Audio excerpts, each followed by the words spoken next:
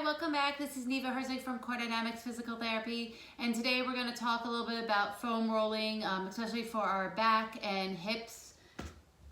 So this is my foam roller. I have a very simple one. There's tons of foam rollers around these days. Mine's smooth. It's black, which is a more dense foam. I suggest if you're going to get something this dense, to go lightly, how much weight you're going to put onto it, how much of your own body weight you're going to put on there. Start gently and work into the muscles that you need kind of loosening and releasing. It's a great myofascial release as well. Spend a little time and just kind of work into it as you get more familiar. There's other ones with little knobbies that stick out. I could spend hours talking about foam rollers and all the different types, but honestly, the whole goal is pretty much the same. A little bit of myofascial release and deeper muscular release. Okay, so we're gonna start with our upper back. I'm gonna put this on my mat this way, so it's right across horizontal on my upper back. Okay, and I'm gonna lay right on it, and I'm gonna use my legs to roll up and down. I'm going to move my hair a little bit because as that gets caught, it does not feel good. So just watch your clothing, watch your hair if you have long hair. I like to put my arms overhead because it gets my around the shoulder muscles as well. But you can put it down, or some people need to put them on the roller. You could spend a little time extending the upper back if needed. And then you're going to roll it down a little further onto your low back. This time I'm going to use my elbows and my forearms on the other side of the roller and use that to kind of move me back and forth. If I need a little more weight, I'm going to let go of that. Now I can get a little bit more pressure on those paraspinals. And if I really wanted to, I can get all the way down onto the sacral area.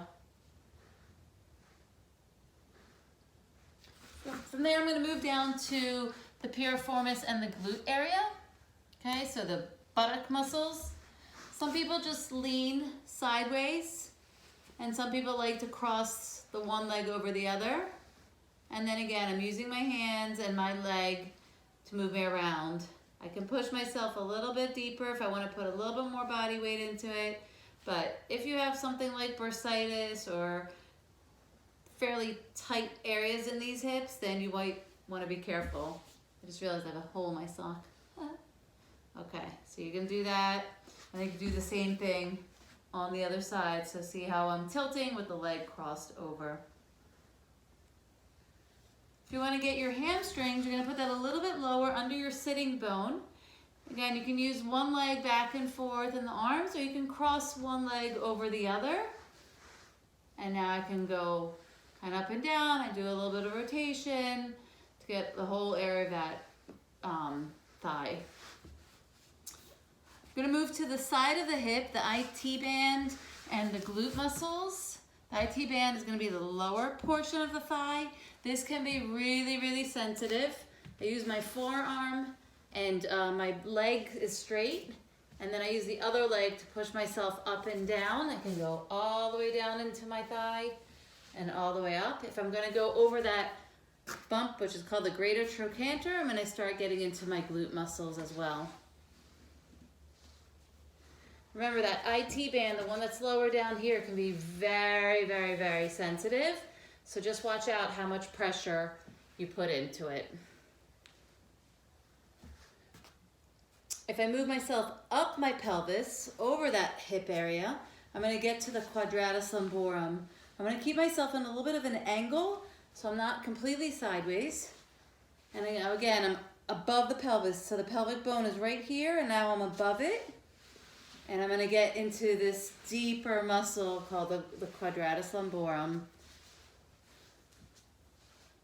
I'm going to rotate a little bit, stay on a spot that I just need a little bit more working, and then keep moving. Again, I would spend a little bit more time than I am on this video on each one. You can pause in between because I'm kind of going from one to the other, but these are all great for low back and hip tightness. Let's flip on to our bellies. And we're gonna get the hip flexors, which are a little bit higher on the thigh, and you can get the rest of the quadricep muscles. So I'm gonna place this still the same way. And now I'm gonna get that top of the hip flexor, top of the thigh, right under the pelvic bone. For me, it's a great, great place. I'll do that on the other side as well, so you can see me tilting a little bit. This is great for you runners and squatters and very active people. Good, and then I'm gonna move that a little bit lower down so I can get my quadriceps, which is the rest of that thigh. And again, I could spend as much or as little time as I need and go on to the other leg so you can see I'm actually pushing with one foot as the other one is getting rolled on.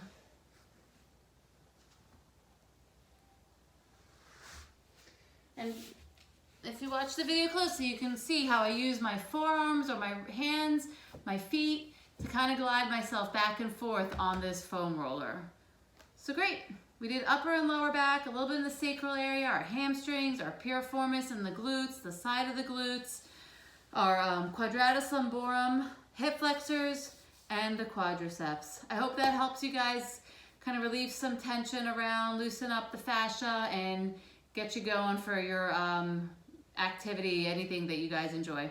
Bye, I'll see you guys soon.